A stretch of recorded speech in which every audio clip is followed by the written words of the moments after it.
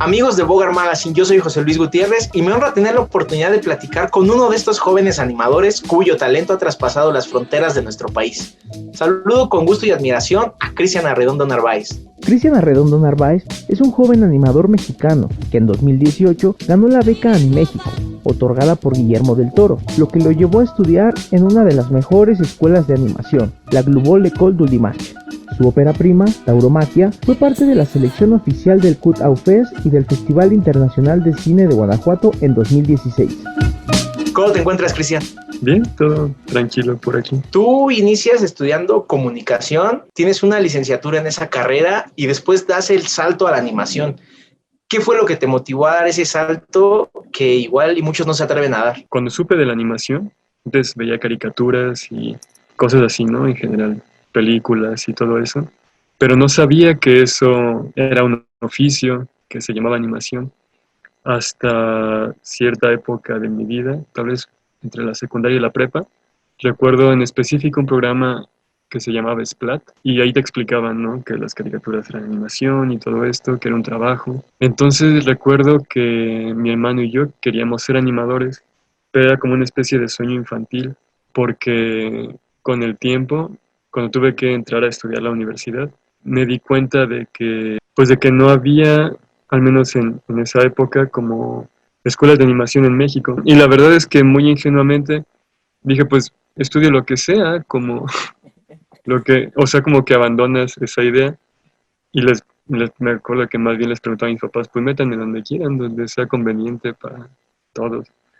Y justo la gente me recomendaba, porque me gustaba dibujar, que estudiara diseño gráfico. Y estaba entre esa, pero mi hermano estaba revisando la carrera de comunicación. Y noté que en comunicación había un semestre de animación 3D y algunas otras materias que me interesaban, como cine, diseño también un poco y cosas así. Entonces entré a la carrera sin saber exactamente para qué la quería, pero estaba interesado en las materias que daban. Y al final diría que me gustó y me ayudó un montón. ¿De dónde crees que haya nacido tu gusto, tu pasión por la animación? ¿Dónde dices, aquí fue? Como que no hay uno muy fuerte. Recuerdo que, bueno, crecí con las caricaturas. A mí me costaba trabajo, por ejemplo, ver películas con actores reales, sobre todo si eran en blanco y negro. No podía de niño, como que ni siquiera identificaba a las personas, como que todos se veían iguales y así. Entonces pasaba el tiempo viendo caricaturas, luego jugando videojuegos, dibujando y eso.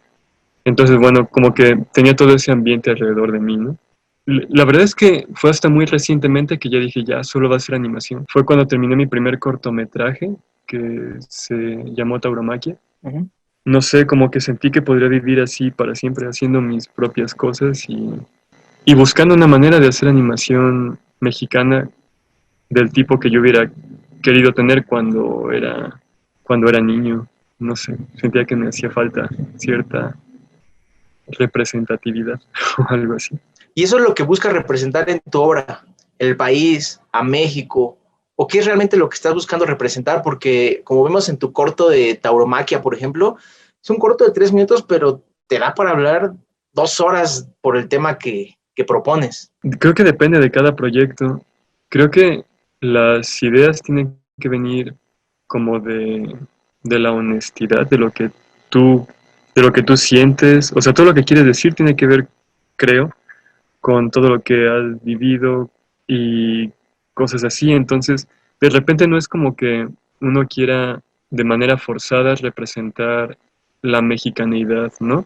Uh-huh. Porque de repente eso se vuelve como extraño, como que por forzarlo se vuelve no mexicano, se vuelve como el producto de exportación, como los colores, las calaveras, papel picado, cosas así, que no está mal, es parte de lo mexicano, pero puede que en realidad en tu pueblo, que no está cerca del centro del país o algo así, las cosas sean distintas, que el pan de muerto no se vea como el pan de muerto de los dibujos, que tengas un Walmart enfrente de tu casa, con un bienes, con cosas así. Entonces creo que tiene que ver con eso.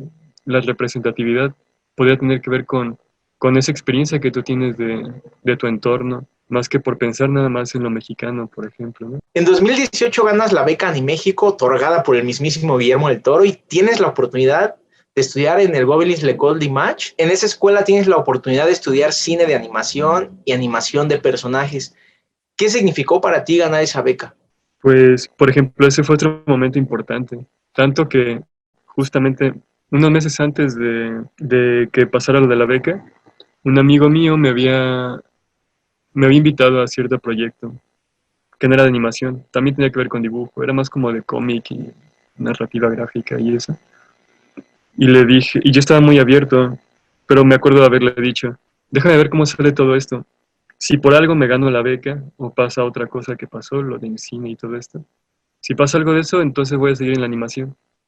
Entonces cuando pasó, como que sentí que, ¿cómo decirlo? Si lo digo de la manera más ingenua y honesta que tengo, que tal vez algo estaba haciendo bien o que algo iba por un camino que tenía sentido y que entonces convendría seguir ese camino. En esa escuela tienes la oportunidad de estudiar cine de animación y animación de personajes. ¿Qué significó para ti ganar esa beca? Más allá de la escuela, creo que toda la experiencia fue muy rica. El hecho de no vivir en tu país, de estar rodeado de otro idioma. Pensando en la animación más específicamente, creo que notas cómo la relación que hay entre el oficio y la sociedad en la que se desarrolla, cómo es la industria allá, el tipo de, incluso el tipo de forma de trabajo que tienen las personas. Por ejemplo, de repente veía que existía cierta, como diferencias en la competitividad,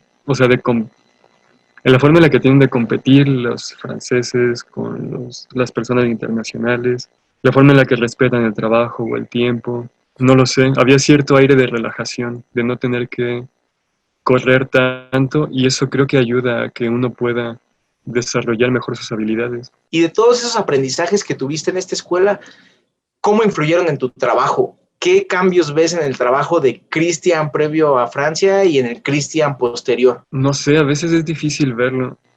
No te das cuenta hasta que ves algo que alguien más no ve. Pero podría decir que para empezar tengo más confianza. Debo admitirlo así. Cuando iba no tenía, yo pensaba, ¿qué hago aquí? ¿Y por qué me dieron la beca a mí? Este, entonces tengo más confianza en eso. Creo que me ha permitido apreciar más las distintas voces que hay alrededor. O sea, vas viendo toda la gente que está dibujando, los empiezas a ver con menos... Tal vez si alguna vez hubo esa idea de, esta persona está haciendo algo mejor que yo o algo así, como que se vuelve poco importante eso. Es bueno que la gente esté haciendo cosas. Tus dibujos se asemejan a personajes de historietas dotados de movimiento, en donde las múltiples líneas que forman tanto su silueta como sus sombras y detalles les otorgan dinamismo. ¿Qué te incitó a crear este estilo? Cuesta trabajo como trazar una línea de todas las referencias que uno va cargando, pero me acuerdo que sí hubo ciertos estilos que me gustaban en una época y que de alguna manera me apropiaba para copiar de alguna forma y para solucionar las cosas sin tener que, no sé, tal vez para encontrar atajos de alguna manera. Debo decir que, por ejemplo, tal vez algunas de esas referencias fueron los dibujos de Moebius, que es francés, que eran muy detallados y usaban muchas líneas, o para otros casos, la síntesis de Mike Mignola, que utiliza muchos negros y cosas así, es el que hizo Hellboy, o no sé, Hugo Pratt, por ejemplo, es quien hizo Corto Maltés y que me gustaba la soltura, tiene algo parecido a Moebius, pero como algo más suelto y desenfadado, y eso me gustó mucho en algún momento. Y yéndome más atrás, hay personas importantes como Goya, como te mencionaba, de cuando vivía allá en España, o incluso mexicanos como Posada y así. Pues sí, de hecho sí tiene mucho de Posada tu arte, pero tus dibujos, por ejemplo, en Tauromaquia se ven más dinámicos, los movimientos son muy rápidos y les quitas incluso el anquilosamiento a los personajes. Muchas gracias. ¿Tú cuál crees que sea el estilo que define a tu trabajo? Eso que alguien vea y diga, esto es de Cristian Arredondo. Es difícil de decir. Creo que a veces mientras uno quiere más definir el estilo, creo que menos lo entiende. porque al definirlo lo cierras y el estilo como que no está cerrado. Lo que sí creo es que, por ejemplo, en cada trabajo que se hace hay cosas a resolver, ya sea una ilustración o un cortometraje completo. Uno tiene que ver qué elementos seleccionas para resolver un problema específico. Por ejemplo, en tauromaquia, uno de los retos, digamos, una de las cosas a las que quería enfrentarme, era hacer todo el cortometraje, o más bien producirlo, con programas gratuitos que encontrara. Y bueno, no encontré una especie de tutorial que explicara el proceso que traté de ir desarrollando con los programas. Entonces, por ejemplo, los personajes que fueron creados dentro del curso de animación que tomé antes, animaturas, eran muy complejos para el estilo que podía realizar con ese software al final. Entonces tuve que reestilizar. Y si, por ejemplo, el torero tenía originalmente, no sé, unos 7 colores, o su traje de luces era amarillo y aparte, o tenía 2 amarillos y aparte un azul o algo así, al final solo tiene un amarillo y rayitas, como tú decías, porque de repente te pones a pensar cuáles son los elementos suficientes para expresar lo que necesitas y que sea realista, ¿no? La producción. ¿Y qué nos podrías contar sobre ese cortometraje que estás llevando a cabo, el de La Frontera? Sé de buena fuente que lo estás haciendo con el INCINE. También ha sido un proceso interesante y cansado llevarlo a cabo. Justo porque, o sea, yo también ingenuamente en algún punto dije, pues voy a hacer otro corto. Tauromaquia fueron 3 minutos, puedo aventarme ahora uno de 5 en unos 2 años. Y así empecé a hacerlo. De repente, una amiga con la que trabajé en otro proyecto, que es productora, me invitó a una premiere y le dije, oye, tengo esta cosa que estoy realizando. Se me ocurrió meterla en cine, ¿crees que tengo oportunidad? Se la enseñé, me dijo que sí, y al final quedó seleccionada justo al mismo tiempo que me dieron la beca. Entonces fue un lío porque desde ahí como que todo se volvió muy, muy rápido. Era correr a IMCINE o correr a la embajada y así ir de un lugar a otro. Y desde ahí no paró, o sea, hicimos un plan todo ese verano antes de irme a Francia. Hicimos un plan para ver cómo llevar a cabo La Frontera de forma realista. Contratamos a un equipo de animadores, un estudio específico de Querétaro que se llama Virus Mecánico, que son mis amigos y con los cuales siempre quise trabajar, pero nunca había habido una oportunidad. Entonces fue como perfecto, como decir, miren, tengo esto, podemos trabajar de esta manera. Ellos iban a encargar de la producción total. Eso estaba bien porque si yo dirigía el corto a distancia, ellos iban a tener como una especie de coherencia física y comunicativa y todo dentro del mismo estudio. Entonces a mí solo me tocaba, bueno, suena fácil, pero solo me tocaba dirigir, entre comillas, o sea, estar revisando todo, estar haciendo notas, encargarme de que todo funcionara como debería de funcionar. Tú haces tauromaquia completamente solo, y aunque es un corto de 3 minutos, tiene su complejidad. Pero ahora en La Frontera estás trabajando con un equipo muy completo. ¿Qué significó para ti ese cambio? ¿Es enriquecedor? Creo que justo ese es el mayor cambio entre los dos proyectos. Incluso diría algo que se aprende mucho en Gobelin. Gobelin está hecho para que la gente aprenda a trabajar en equipo. Entonces, estar en la escuela aparte mientras hacía La Frontera, como que hacía más fuerte esa idea de saber cómo se trabaja con personas. Y bueno, por ejemplo, una de las cosas que veía con La Frontera, y también lo veía mucho en la escuela, es que en un momento, a pesar de que tú seas el director, uno tiene que entender que, de alguna manera, que la obra exige sus cosas y que también el equipo que consigues, que contrataste o lo que sea, son gente capaz que puede hacer cosas. Entonces empiezas como a crear la relación con las personas y con la obra y como que tratas de darle su propio espacio.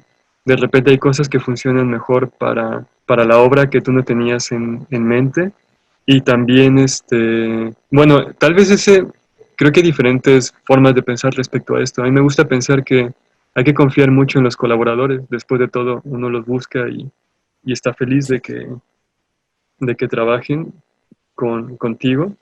Pero también creo que conviene estar abiertos a ver qué hacen las personas. Creo que cada persona que participa en la producción aporta algo nuevo. Y esa es la mayor diferencia, creo que al hacerlo tú solo, porque al hacerlo tú solo tal vez tienes más control de muchas cosas, este, pero no sé, de repente tienes más limitantes en cuestión de escala y de cosas así. Del otro lado, la obra termina siendo tal vez muy diferente a lo que pensabas, pero está chido porque es otra cosa, no es que esté mal, es lo que es y lo que va pidiendo en el momento. Y eso es emocionante porque en cuanto ves un nuevo avance o algo que surge que no esperabas, te sorprendes. Hasta dices, ¿cómo es que solo pensaba en esto en cierto punto? Y de repente Sí. la obra por sí misma o las personas te permiten abrir las cosas y decir, no, esto es mejor que cualquier cosa que hubiera imaginado. ¿Y no te costó mucho? ¿No fue difícil para ti llegar a ese momento de ceder? A veces uno se obceca con sus ideas y cree que es lo mejor, pero hay otros puntos de vista. ¿Cómo fue ese proceso para ti? Decir, bueno, tal vez lo de esta persona es mejor que lo que yo estaba pensando. Creo que me daba me exigía ciertos límites. No solo yo, también el mismo corto, las personas encargadas, como mi productora, funcionaban como un límite. Entonces las cosas se tenían que decidir y solucionar en una especie de tiempo límite. Entonces uno puede negociar con los colaboradores durante cierto tiempo, decir, no, esto debería de ser así, así, así, y tratar de buscar como la posibilidad que le venga mejor a la obra dentro de cierto límite específico, si no, nunca se va a avanzar.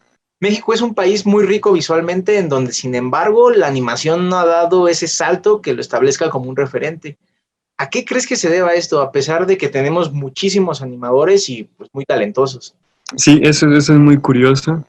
Yo siento que se ha visto a la animación. He tenido muy poca experiencia en grandes estudios, pero en mi poca experiencia dentro de los estudios, siento que de repente la animación se ha visto o como un negocio para personas que tienen estudios y que dicen, la animación es un buen nicho para explotar algo y ganar dinero, lo cual no está mal, es parte de la industria y así. Pero en ese punto, de repente, como que deja de ser importante el mensaje o los temas, la calidad, diría en general, de la producción. Creo que pasa también que en el cine y en muchas cosas queremos imitar modelos extranjeros, modelos de éxito, digamos.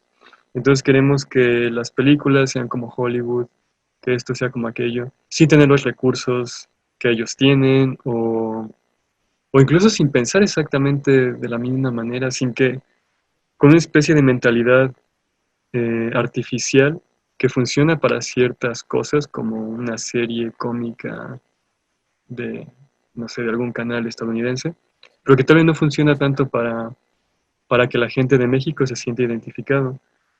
Entonces, por tratar de imitar esas cosas, creo que nos quedamos como a medias. Ni llegamos a la calidad ni a hacer conexión con alguien.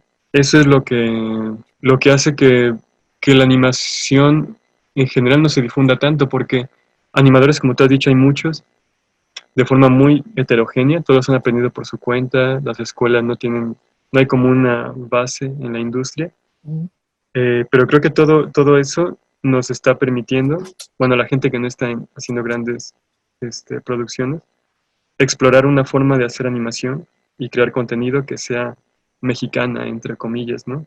Algo que pueda corresponder a nuestros recursos, a nuestra forma de pensar, incluso a nuestra forma de narrar cosas, porque no tiene por qué ser igual que las de otros países. Pues sí, ojalá demos ese salto, aunque sí es un poco complejo, pero como dices, hay que empezar por mostrar ese México real, no obcecarnos por mostrar el México que los extranjeros quieren, mostrar el país en el que realmente vivimos. Ya hay algunas propuestas que lo están haciendo, como la película Ya no estoy aquí, que nos muestra un Monterrey que no nos imaginaríamos, al menos yo que vivo en la capital o tú en Cuernavaca, por ejemplo, creo que nunca nos habíamos imaginado un Monterrey así. Es eso. De repente también surgen más como temas universales mientras más local se es, ¿no? Ese tema específico. O sea, el tema de la película es como muy universal, las cosas acerca de las diferencias y de la búsqueda de identidad y todo eso. En cualquier pueblo y todo lo puedes encontrar, pero de repente verlo de esta manera, con esta gente con la que te puedes identificar más, se siente bien, ¿no? Creo que le viene bien a la sociedad mexicana, así como, no manches, sí, entiendo esto. He crecido incluso tal vez con música que se parece a esto o que es esta específicamente. O viendo esta gente aquí o sintiendo las pequeñas cosas como, por ejemplo, sabrán que la región de Celaya y todo eso es como algo insegura, sobre todo en los últimos años. Y, y pues no sé, de repente ver esos temas en una producción que la rompe, que va un poco más allá, que no es solo decir, mira qué feas son las cosas, son inseguras, y no sé qué. No sé, hace que la reflexión acerca de todos esos temas duros se abra un poco, se vuelva más interesante. Que para mostrarlo ya hay muchas formas, ya hay muchas plataformas y lugares donde uno se puede dar a conocer. Ahí el principal problema sería, tal vez tiene que ver con lo que sigue, el hecho de que uno de verdad se comprometa a hacer cosas. Conozco mucha gente muy buena, muy talentosa, que están por ahí como guardados y que no se han decidido a hacer algo, a terminar algo. Y tienen razones que son legítimas de alguna manera. Tal vez problemas hasta económicos, ¿no? Como decir es que no puedo ponerme a hacer este corto porque tengo que ir a trabajar y no tengo tiempo ni ganas de volver a casa y eso. Entonces, tal vez ahora sí convendría que pudiéramos ir creando una industria un poco más este, estable y sana en la que la gente pueda permitirse, tan solo con esa actividad, pues tener algo de lo que vivir y todo eso, sin preocuparse de otras cosas. ¿Tú qué consejo le darías a esos jóvenes que no se han atrevido a dar el salto que tú diste, a crear? Que siempre ponen, como lo mencionabas tú, pretextos, pero no se dan la oportunidad de crear, de hacer. Bueno, esto va a sonar algo que Guillermo del Toro dijo una vez en sus conferencias, que a fin de cuentas, pues la cosa es hacerlo con los recursos que tengas. Lo que yo pensé cuando hice tauromaquia es, si lo hago con programas gratuitos, me quito una parte de las excusas que tenga para el futuro. O sea, esto de, no, pues es que el software, las licencias cuestan tanto, es que no sé qué, y así. Vivía de otra cosa, ganaba dinero como diseñador durante el tiempo que duró la producción. Mi sueldo no era muy grande, pero era suficiente para vivir. Y tenía la idea de terminarlo para, pues no sé, para tener algo terminado, para saber qué se siente terminar algo en la vida. Y entonces no sé, la verdad es que pues siempre habrá excusas. Si uno es capaz de identificarlas, de saber estoy poniendo excusas, ya es bastante avance. Es un proceso mental complejo, ¿no? Pero bueno. Alguna vez tuve una discusión con una amiga acerca de cosas así, acerca de terminar, y de repente pues yo me quedaba en casa a trabajar, ¿no? O sea, tenía que estudiar y trabajar al mismo tiempo. Y me decía, pero es que también atiéndete un poco, disfruta la vida y todo eso.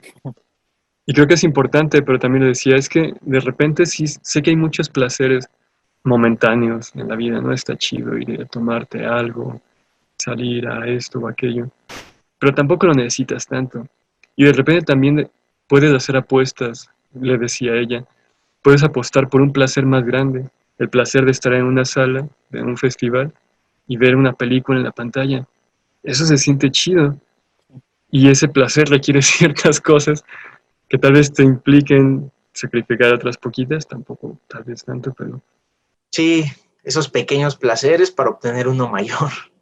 Y que además sientes que puede tener sentido, ¿no? Un sentido no solo para ti, o sea, la cosa no es solo, miren, hice esto, sino, pues, si la obra misma que pide por sí misma nacer, digamos, tiene sentido tiene sentido para ti, pero también puede que tenga sentido para más personas, entonces está chido porque aparte de lograr algo para ti mismo, estás dando algo sin darte cuenta, estás aportando algo. A ver, y si no te hubieras podido dedicar a la animación, ¿qué hubieras hecho? ¿A qué te hubieras dedicado? No sé, la verdad. O sea, si mi historia hubiera sido la mía, es que depende de dónde cortara en esa posibilidad mi línea de vida. Yo fantaseo de repente con oficios que me gustaría aprender y que digo, tal vez si dejara la animación podría ser panadero, me gustaría ser panadero. Aprender marinería, ser marinero estaría chido. Ser carpintero, no sé, construir cosas. Ah, wow. Últimamente me llama la atención aprender a construir casas o algo. Cosas como la bioconstrucción y eso, se ven bien. O tal vez simplemente hubiera sido pintor, o sea, en lugar de llevar todo eso a la animación, tal vez quedarme haciendo cuadros y así, lo cual tiene su encanto, trabajar con materiales más plásticos y sólidos. Todo lo que me dijiste, creo que tu fin, tu destino era crear. Sí, creo que de repente todos tenemos ideas que están ahí en la cabeza y que piden, bueno, yo lo digo así, ¿no? Tal vez suena un poco poético, pero piden nacer, ¿no? Cualquier cosa desde que estés aburrido y una cosa en tu cabeza te diga, estaría chido si te tomas una coca o algo así. Si crees que eso está bien, que te gusta, que aportará algo, tú es solo la voluntad, el, ¿cómo decirlo?, el elemento que hace falta para decidir que esa posibilidad exista o no. Y así pasan muchas cosas en la cabeza como, mira, estaría chido que contaras una historia de esta forma. Y puedes decir, esa idea o la aborto o la llevo a cabo. Y pues no sé, se siente bien que de repente yo pienso, pues no todas las personas pensamos lo mismo. ¿Qué tal si eres de las pocas personas que lo están viendo? Y sería triste dejar al mundo sin que alguna de esas ideas tome cuerpo. Tal vez esté bien para alguien. Entonces ya te dedicas un poco y le das cuerpo. Puede ser un dibujo, puede ser cuerpo de papel, puede ser tu cuerpo si te haces vegetariano, si te gusta la idea del vegetarianismo y dices, el mundo necesita vegetarianos. Pues en lugar de pedírselo a alguien, dices, pues a esa idea le doy mi cuerpo y le doy al mundo a un vegetariano. Sí. Sí. ¿No? Sí, es un muy buen pensamiento. ¿Y qué se vislumbra en el futuro de Cristian Arredondo? ¿Hacia dónde vas? Pues la verdad es que ahorita es un poco incierto. Hay ciertas cosas que terminar, como la frontera y eso. Este tiempo con coronavirus y todo eso hace plantearse a uno muchas cosas. Incluso ahorita mismo no tenemos un lugar fijo donde vivir. Entonces, creo que una vez cerrados estos ciclos, podré pensar mejor en a dónde tiene más sentido moverse ahora, porque sea como sea, después de la oportunidad de Gobelin, uno tiene ciertas puertas, ¿no? Podría tal vez decir, no, pues yo quiero volver a Europa a trabajar, o tal vez no, quiero trabajar para grandes estudios, ¿no? Pixar o algo así. Pero también hay otras posibilidades que no sé, que rondan y que me parece que tienen peso, como de repente decir, no, pues también puedes, algo que yo decía antes y fue parte de las razones por las que quería, de las razones con las que participé en la convocatoria de la beca, es que quería hacer animación mexicana, que tuviera sentido, la animación mexicana que yo quisiera haber visto. Y de repente, pues para hacer animación mexicana, creo que convendría estar en México, hacer animación y como te comentaba antes, ver cómo se puede ir desarrollando esa forma propia de contar y de crear en general. No sé si el momento es ahora, de repente uno dice, no, tal vez no estoy listo. Podría agarrar más experiencia en otros lugares y todo eso, como con la beca y tal vez volver eventualmente.